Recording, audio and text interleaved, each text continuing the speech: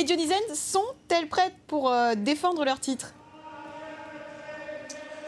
Bonsoir Christelle, bonsoir à tous. Eh bien, cette question, on va la poser directement à Laura Dujoux, la capitaine du HBF Saint-Denis.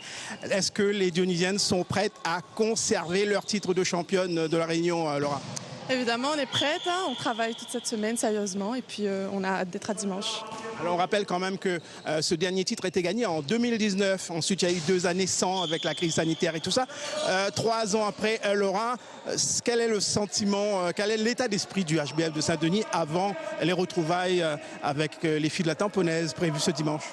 Mais l'état d'esprit, il est le même que cette dernière finale, hein. On a hâte d'être à dimanche. Ça fait 2 années sans, alors qu'on joue chaque saison pour ce moment-là, pour aller en métropole, pour être tenante du titre. Donc on a plus qu'envie et on a hâte d'être à dimanche.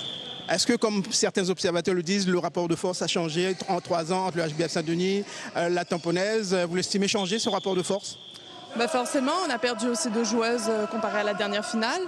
Maintenant, je pense qu'on a toujours notre envie qui est la première force de ce dimanche. Elles aussi, elles ont recruté, donc ça va être un tout nouveau match et on ne peut pas la comparer à la dernière.